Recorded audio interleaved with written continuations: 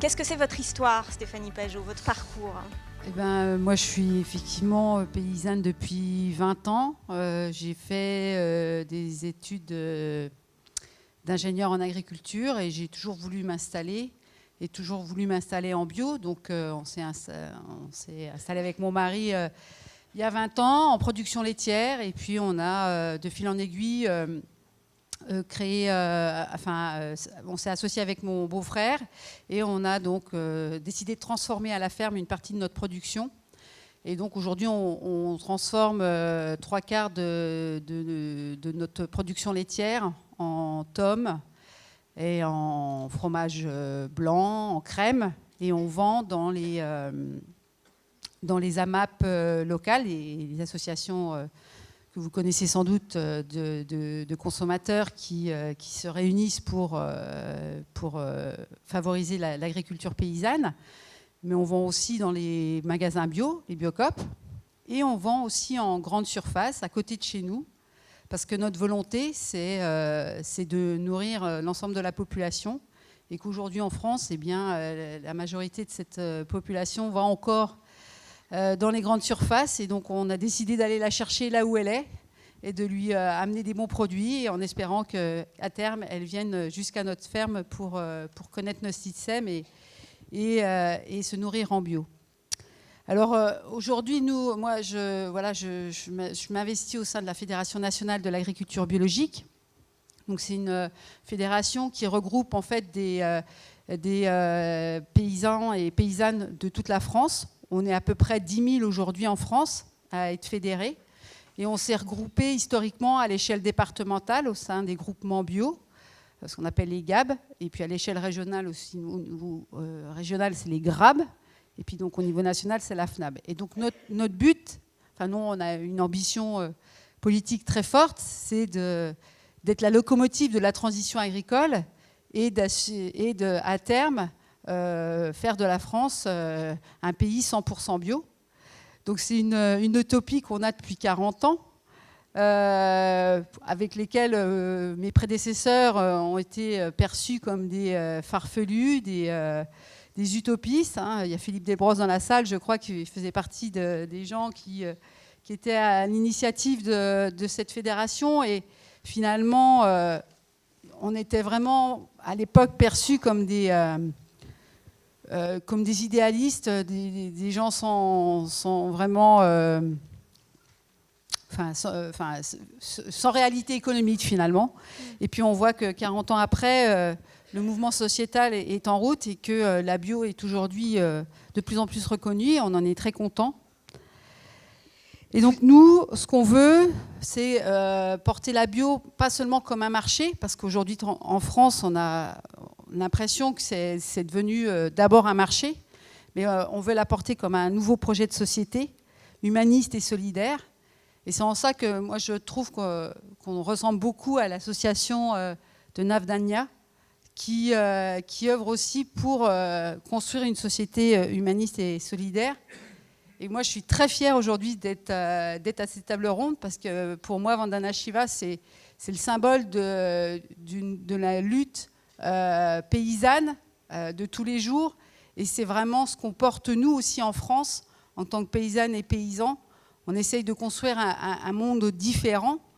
Et on est vraiment solidaires de tous ces paysannes et paysans partout dans le monde qui font la même chose et qui portent les mêmes valeurs. Et donc, voilà, je suis vraiment ravie d'être là.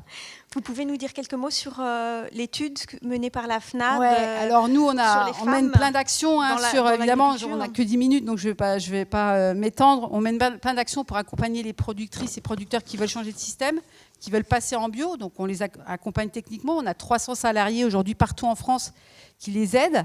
Et puis on a essayé depuis une année de mettre en avant les femmes agricultrices. Parce que moi, j'ai été présidente de la FNAB et j'ai eu beaucoup de témoignages en fait, de paysannes qui étaient très fières d'avoir une femme à leur tête, mais qui ne se sentaient pas capables de faire la même chose. Et du coup, je me suis intéressée à la question d'essayer de comprendre pourquoi en fait, elle ne voulait pas s'investir dans le milieu politique ou dans le milieu associatif.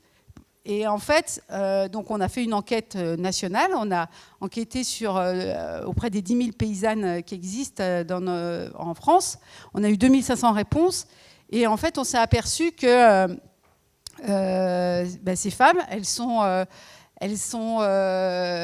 très militantes, elles sont très diplômées, elles sont plutôt jeunes, elles ont 46 ans de moyenne.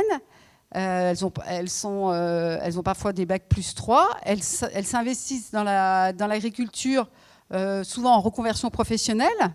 Pour 60% d'entre elles, elles sont chefs d'exploitation, donc elles sont chefs d'entreprise.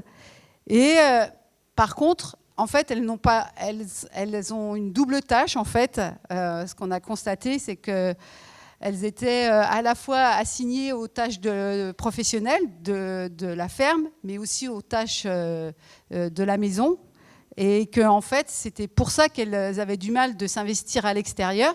C'est parce qu'elles avaient la charge familiale et la charge professionnelle et qu'elles ne pouvaient pas tout mener de front. Et donc, du coup, c'est un projet c'est un sujet qu'on souhaite faire émerger chez nous, faire prendre conscience dans le milieu agricole qu'il n'y a pas que les femmes qui doivent s'occuper de la maison, du ménage, et que ça revient aussi aux hommes dans le milieu agricole.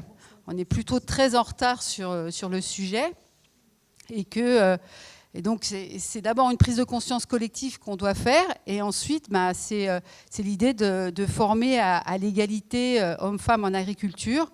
Et donc, on est soutenu par la Fondation Raja pour faire ce travail. On va essayer de former dans notre réseau des ambassadeurs et des ambassadrices de cette thématique d'égalité hommes-femmes, sensibiliser dans les lycées agricoles pour les futures agricultrices et agriculteurs sur cette thématique, et permettre du coup qu'à terme, ces femmes aient moins de temps dans le champ domestique et qu'elles puissent plus s'investir dans le champ syndical et politique, parce que la parole féminine est importante à tous les niveaux. Et c'est vrai qu'en agriculture, c'est plutôt pitoyable, on va dire. Je peux vous en témoigner en ayant été présidente de la FNAB au sein du ministère de l'Agriculture. Quand j'intervenais dans le comité d'orientation, en fait, il y avait 50 personnes autour de la table et on devait être 2 femmes à intervenir. Donc, il y a un gros boulot sur ce sujet. Merci Stéphanie. Je crois qu'on pourrait...